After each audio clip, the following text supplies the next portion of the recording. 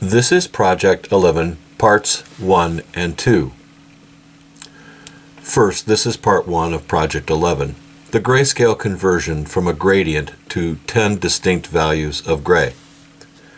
After we go through this demo, I will be handing out 2 files. This is the grayscale file, and you will have it so that you can complete the next project, Project 11. This project, like the last one, is in 2 parts.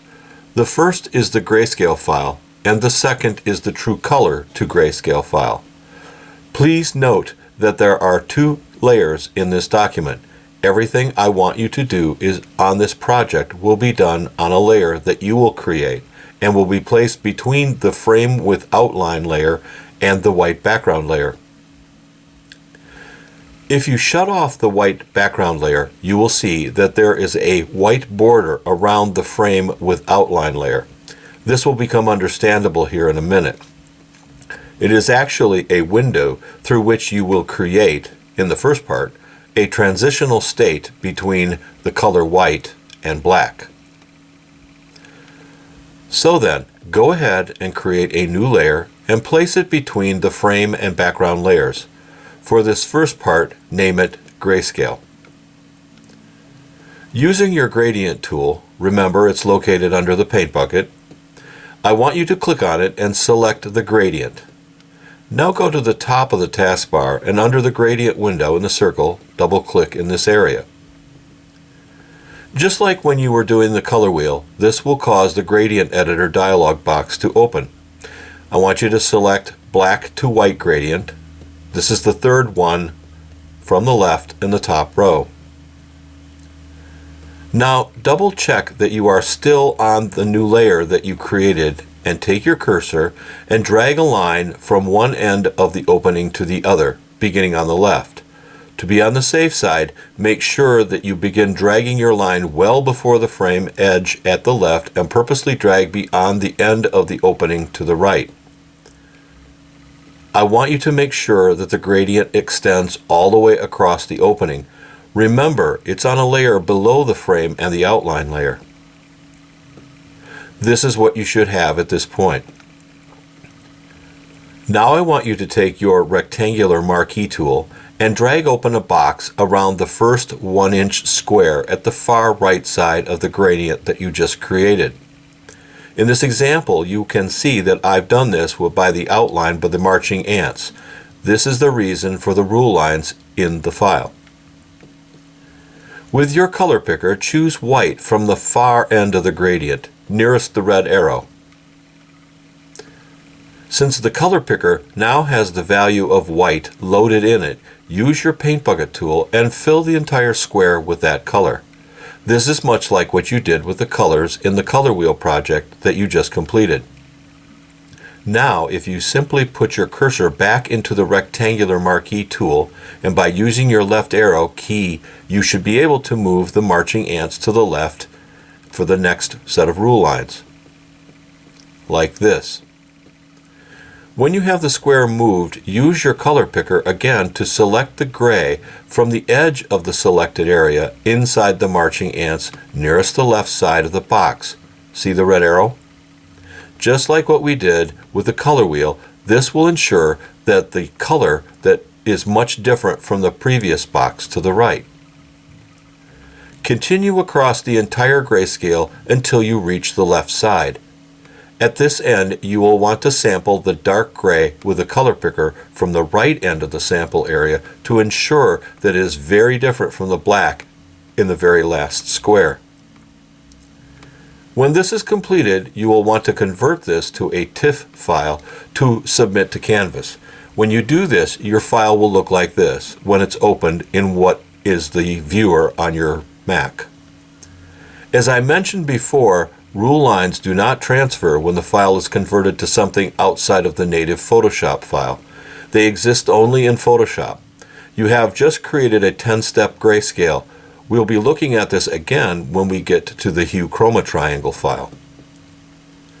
Using Arial Bold Italicized, set to 24 point, and with your text color set to white, label the top of the document as Digital Grayscale Photoshop. Below this, create another line which reads Project 11.1. With your type tool still set up, move to the bottom and add a layer with your name on it, like this. The digital grayscale is now complete and will look like this when converted and turned in. Now we're going to do much the same thing, only this time we're going to go back to the information that I gave you at the end of Project 10 when we were all assigned a color. This project is going to take you from the previous one to the next step, which is creating the hue chroma triangle, the last step before the final project. Everyone will be creating these, and everyone will need to create a hue to grayscale file to start that process. This is the master hue to grayscale file that I will be handing out at the end of these instructions. It is identical to the grayscale file that we just used in the first part of this project. As a matter of fact, the grayscale is sort of a practice for doing this half of the project. Again, if you click on the gradient tool from the tool palette, the gradient editor will open in the taskbar at the top of the screen as before. If you click the editor icon, the gradient editor will open.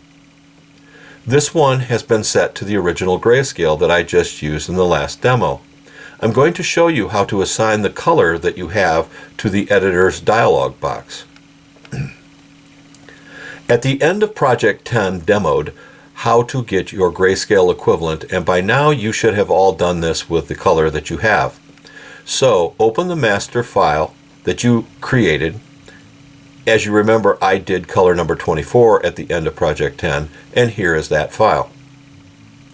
I want to create a gradient from gray to red, or from the gray that represents my color RGB 130 to the actual color number 24, or red 255, green 7, blue 0.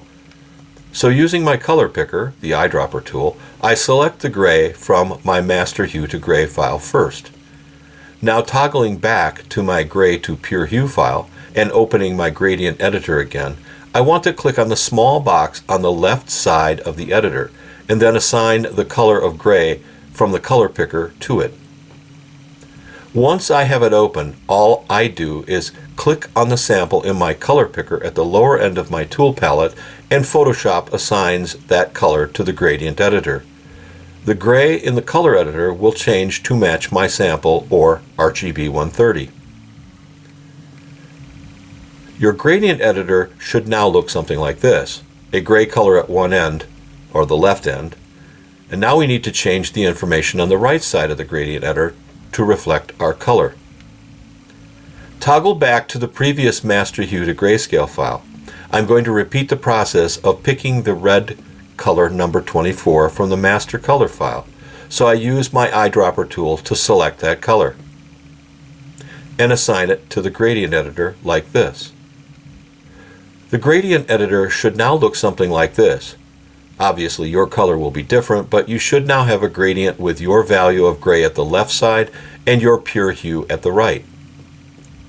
Now I want you to open a new layer and name it Gradient. And just like before, take the gradient tool and draw a line from the left side of the layer like this, to the right. Once you've released the mouse, you should have something that looks like this. Note that you were to shut off the frame in the outline layer and expose just the gradient layer, that the gradient extends the entire width of the canvas, side to side and top to bottom. This was the reason for the frame layer and the outline, so that you could see the gradient framed. Now, just as we did with the grayscale file and the color wheel before it, I want you to go across the entire 10-step file and translate the transitional colors into solid colors, representing the stages that the color goes through from gray to the pure hue. Here I'm finalizing the 10-step color version of color 24 from gray to pure hue. When completed and converted to a TIFF, it will look something like this. We are going to need this for the next part, so save the master hue to grayscale file as a TIFF when you are done. Label it just as you did with the grayscale, and be sure to add Project 11.2 just below the title, at the top of your name at the bottom before you turn it into Canvas. We will be taking this file and adding numbers of layers to this to represent both the tints and the shade. That's next, when we do the hue chroma triangle. However, before we do that, we're going to take a little side and try to understand contrast. That's project number 12.